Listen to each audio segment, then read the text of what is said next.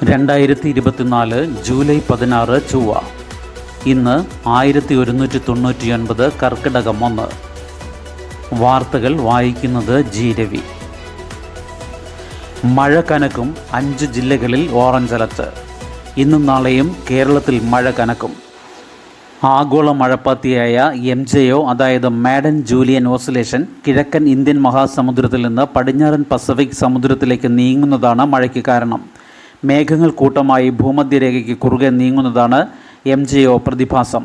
American ശാസ്ത്രജ്ഞരായ Roland മാഡനും Paul ജൂലിയനും ചേർന്ന് 1971 കണ്ടെത്തിയതിനാലാണ് ഈ പേര് വന്നത്. ഇന്ന് മലപ്പുറം, കോഴിക്കോട്, വയനാട്, കണ്ണൂർ, കാസർഗോഡ് ജില്ലകളിൽ കനത്ത മഴയ്ക്ക് സാധ്യതയുള്ളതിനാൽ ഓറഞ്ച് അലർട്ട് പ്രഖ്യാപിച്ചിട്ടുണ്ട്. പത്തനംതിട്ട, ആലപ്പുഴ, കോട്ടയം, ഇടുക്കി, എറണാകുളം, തൃശൂർ, പാലക്കാട് ജില്ലകളിൽ യെല്ലോ അലർട്ടാണ്. MJO സ്വാധീനത്താൽ ബംഗാൾ ഉൾക്കടലിൽ ചക്രവാത ചുഴിയും ന്യൂനമർദ്ദങ്ങളും രൂപം കൊണ്ടേക്കും. കേരളത്തിൽ അടുത്ത 5 ദിവസം ഇടത്തരം മഴയ്ക്കോ ഒറ്റപ്പെട്ട സ്ഥലങ്ങളിൽ അതിശക്തമായ മഴയ്ക്കോ സാധ്യതയുണ്ടെന്നും കാലാവസ്ഥാ വകുപ്പ് അറിയിച്ചു. മിന്നലിനും കാറ്റിനും സാധ്യതയുള്ളതിനാൽ ജാഗ്രത പാലിക്കണം. വായ്പ എടുത്തവരുടെ ഭാഗം ബാങ്ക് കേൾക്കും. പുതിയ വ്യവസ്ഥ സുപ്രീം കോടതി ഉത്തരവനുസരിച്ച്. വായ്പ എടുത്ത് വീഴ്ച വരുത്തിയവരുടെ അക്കൗണ്ടുകൾ തട്ടിപ്പെന്ന ഗണത്തിൽ ഉൾപ്പെടുത്തും മുൻപ് അവരുടെ ഭാഗം കൂടി ബാങ്കുകൾ കേൾക്കണമെന്ന് റിസർവ് ബാങ്കിൻ്റെ പുതിയ മാസ്റ്റർ സർക്കുലർ. വായ്പ എടുത്തവർക്ക് അനുകൂലമായി 2023 മാർച്ചിൽ സുപ്രീം കോടതി പുറപ്പെടുവിച്ച സുപ്രധാന വിധിയിലുള്ളതാണ് ഈ വ്യവസ്ഥ. 2016 മാസ്റ്റർ സർക്കുലർ അനുസരിച്ച് ഉപയോക്താവിനെ അറിയിക്കാതെ ഇത് തട്ടിപ്പെന്ന ഗണത്തിൽ ഉൾപ്പെടുത്താമായിരുന്നു. ഈ സർക്കുലർ RBI റദ്ദാക്കി. ഇനി മുതൽ ആരോപണ വിധേയന് ബാങ്ക് കാരണം കാണിക്കൽ നോട്ടീസ് നൽകണം.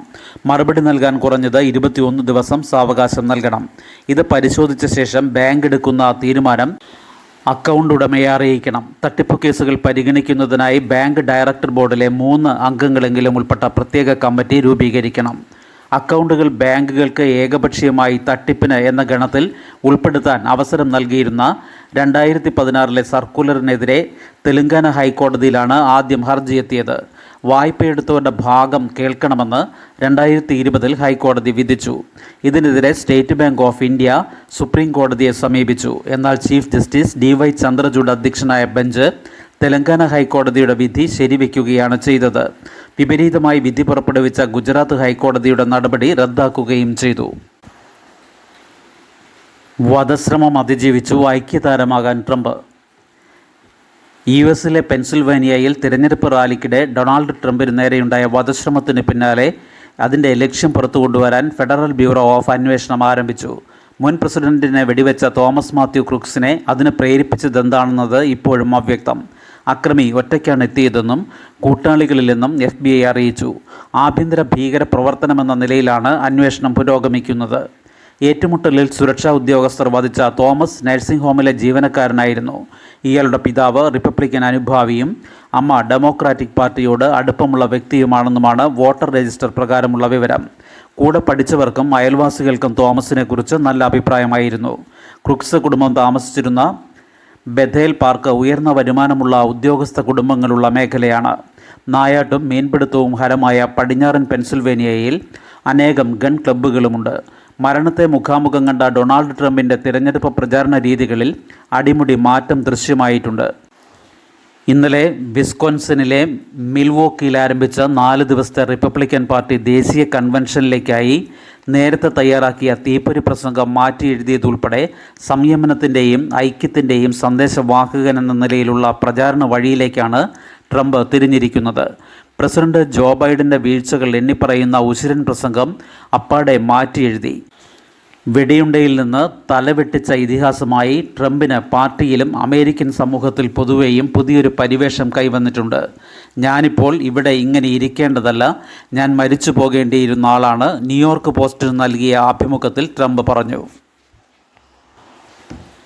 ധനകാര്യ പ്രശ്നങ്ങളിൽ സർക്കാരും MPമാരും ഒന്നിച്ച് കേന്ദ്രത്തിന് നിവേദനം നൽകും. രാഷ്ട്രീയ അതീത നിലപാടെന്ന് മുഖ്യമന്ത്രി. സംസ്ഥാനത്തിൻ്റെ ധനകാര്യ പ്രശ്നങ്ങളിൽ സർക്കാരും MPമാരും ഒന്നിച്ച് കേന്ദ്ര സർക്കാരിന് നിവേദനം നൽകാൻ മുഖ്യമന്ത്രി പിണറായി വിജയൻ്റെ നേതൃത്വത്തിൽ ചേർന്ന MPമാരുടെ യോഗത്തിൽ തീരുമാനം. എംപിമാരെ മുഴുവൻ വിശ്വാസത്തിലെടുത്ത് മുന്നോട്ടു പോയാൽ എല്ലാ പിന്തുണയും നൽകുമെന്ന് കോൺഗ്രസ് എംപി KC വേണുഗോപാൽ ഉറപ്പു നൽകി. ഇതിനെ സ്വാഗതം ചെയ്ത മുഖ്യമന്ത്രി കക്ഷി രാഷ്ട്രീയത്തിന് അതീതമായി നിലപാട് സ്വീകരിക്കുമെന്ന് പ്രതികരിച്ചു. കർണാടകയിൽ ഭരണമാറ്റമുണ്ടായതിനാൽ തലശ്ശേരി മൈസൂരു റെയിൽപാതയ്ക്ക് ഒരുമിച്ചു നിൽക്കാനും ധാരണയായി. ആലുവയിൽ ഗ്ലോബൽ സിറ്റി പദ്ധതി നിർത്തിവെക്കാനുള്ള കേന്ദ്ര തീരുമാനത്തെ തിരുത്തിക്കണമെന്ന് പിണറായി വിജയൻ ആവശ്യപ്പെട്ടു. കേന്ദ്ര ഫണ്ടും ഗ്രാൻറ്റും കുറഞ്ഞതിനാൽ 24,000 കോടിയുടെ സ്പെഷ്യൽ പാക്കേജ് അനുവദിക്കണമെന്നാണ് പ്രധാന ആവശ്യം. വിഴിഞ്ഞം തുറമുഖ പദ്ധതിക്കായി 5,000 കോടിയുടെ പാക്കേജും ആവശ്യപ്പെട്ടിട്ടുണ്ടെന്ന് മുഖ്യമന്ത്രി പറഞ്ഞു. ഗാസ ആക്രമണം കടുപ്പിച്ച ഇസ്രായേൽ. ഗാസ മുനമ്പിൽ മധ്യ ദക്ഷിണ ഭാഗങ്ങളിൽ ഇസ്രായേൽ ആക്രമണം ശക്തമാക്കി. മഗാസി ബുറേജ് അഭയാർത്ഥി ക്യാമ്പുകളിൽ രൂക്ഷമായ ബോംബാക്രമണമുണ്ടായി. അൽ ഷഹറ പ്രദേശത്ത് ഹെലികോപ്റ്റർ ഗൺഷിപ്പുകൾ തുടർച്ചയായി വെടിവെപ്പ് നടത്തി. ഒരു പിഞ്ചു കുഞ്ഞുൾപ്പെടെ 5 പേർ കൊല്ലപ്പെടുകയും ഒട്ടേറെ പേർക്ക് പരിക്കേൽക്കുകയും ചെയ്തു. ദേറിൽ ബലായിൽ ഒരു വീട് ഷെല്ലാക്രമണത്തിൽ തകർന്ന് 3 പേർ കൊല്ലപ്പെട്ടു. നുസറിയത്ത് അഭയാർത്ഥി ക്യാമ്പിനു നേരെയും ആക്രമണമുണ്ടായി. കിഴക്കൻ ഗാസയിലെ റഫയിലും ആക്രമണം ശക്തമാണ്. ഹമാസ് സൈനിക തലവൻ മുഹമ്മദ് ദെയ്ഫിനെ ലക്ഷ്യമിട്ട് ശനിയാഴ്ച അൽ മവാസി അഭയാർത്ഥി ക്യാമ്പിൽ നടന്ന ആക്രമണത്തിൽ 90 പേർ കൊല്ലപ്പെട്ടിരുന്നു. സുരക്ഷിത മേഖലയായി ഇസ്രായേൽ തന്നെ പ്രഖ്യാപിച്ച സ്ഥലമാണ് ഇത്. ആക്രമണത്തിൽ കത്തിയമർന്ന ടെൻറ്റുകൾക്കിടെ ഇനി എവിടെ അഭയം തേടണമെന്നറിയാതെ ആയിരങ്ങൾ അലയുകയാണ്. ശനിയാഴ്ചത്തെ ആക്രമണത്തിൽ ഹമാസിൻ്റെ ഒരു പ്രമുഖ കമാൻഡർ കൊല്ലപ്പെട്ടതായി ഇസ്രായേൽ അവകാശപ്പെടുന്നുണ്ട്. എന്നാൽ ദെയ്ഫ് സുരക്ഷിതരാണെന്നും പ്രതിരോധത്തിന് നേതൃത്വം നൽകുന്നതായും ഹമാസ് പറയുന്നു. മവാസി ആക്രമണത്തിൽ പ്രതിഷേധിച്ച് വെടിനിർത്തൽ ചർച്ചയിൽ നിന്ന് പിന്മാറിയെന്ന വാർത്ത ഹമാസ് ഉന്നത ഉദ്യോഗസ്ഥൻ നിഷേധിച്ചു. അതേസമയം യമനിലെ ഹൂതി വിമതർ ഏദൻ കടലിടുക്കിലും തെക്കൻ ഇസ്രായേലിലെ ഈലത്തിലും മിസൈൽ ഡ്രോൺ ആക്രമണം നടത്തി. ചെങ്കടലിലൂടെ പോയ 2 ചരക്ക് കപ്പലുകൾക്ക് നേരെ യമനിലെ ഹൊദീദ തുറമുഖ നഗരത്തിന് സമീപം ആക്രമണമുണ്ടായതായി UK മാരിടൈം ട്രേഡ് ഓപ്പറേഷൻസ് അറിയിച്ചു. ഗാസയിൽ ഇതുവരെ കൊല്ലപ്പെട്ടവരുടെ എണ്ണം 38,664 വർദ്ധിച്ചു. പരിക്കേറ്റവർ 89,097. ഇന്നലെ 80 പേർ കൂടി കൊല്ലപ്പെട്ടു. 216 പേർക്ക് പരിക്കേറ്റു. വിഴിഞ്ഞം തുറമുഖം തീരമടഞ്ഞ 2ാം കപ്പൽ. ഇന്നലെ എത്തിയത് മാറിൻ അസൂർ കണ്ടെയ്നറുകൾ ഇറക്കി തുടങ്ങി. രാജ്യാന്തര തുറമുഖത്ത് 2ാമത്തെ കണ്ടെയ്നർ കപ്പൽ മാറിൻ അസൂർ ബർത്ത് തൊട്ടു. ആദ്യമെത്തിയ കണ്ടെയ്നർ കപ്പൽ സാൻ ഫെർണാണ്ടോ ഇന്നലെ തീരം വിട്ട് കൊളംബോയിലേക്ക് യാത്രയായി. മാറിൻ അസൂർ ബർത്തിലെത്തിയതിന് പിന്നാലെ കപ്പലിൽ നിന്ന് കണ്ടെയ്നറുകൾ ഇറക്കി തുടങ്ങി. ഇന്നലെ ഉച്ചയ്ക്ക് 12:22 സാൻ ഫെർണാണ്ടോ വിഴിഞ്ഞം തീരത്തോട് യാത്ര പറഞ്ഞത്. ഓഷ്യൻ പ്രസ്റ്റീജ് ടഗിനൊപ്പം 3 ഡോൾഫിൻ ടഗുകളുടെ കൂടി അകമ്പടിയോടെ നീങ്ങിയ സാൻ ഫെർണാണ്ടോയെ ഇവിടെ നിന്നുള്ള 2 ക്യാപ്റ്റന്മാർ നിയന്ത്രിച്ചു.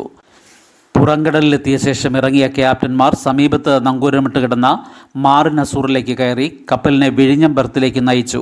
ഉച്ചയ്ക്ക് 2-ന് ബർത്തിൽ അടുപ്പിച്ചു. മാറിൻ അസൂറിൽ നിന്ന് 338 കണ്ടെയ്നറുകൾ ഇവിടെ ഇറക്കുകയും 798 എണ്ണം തിരികെ കയറ്റുകയും ചെയ്യുമെന്ന് അധികൃതർ പറഞ്ഞു.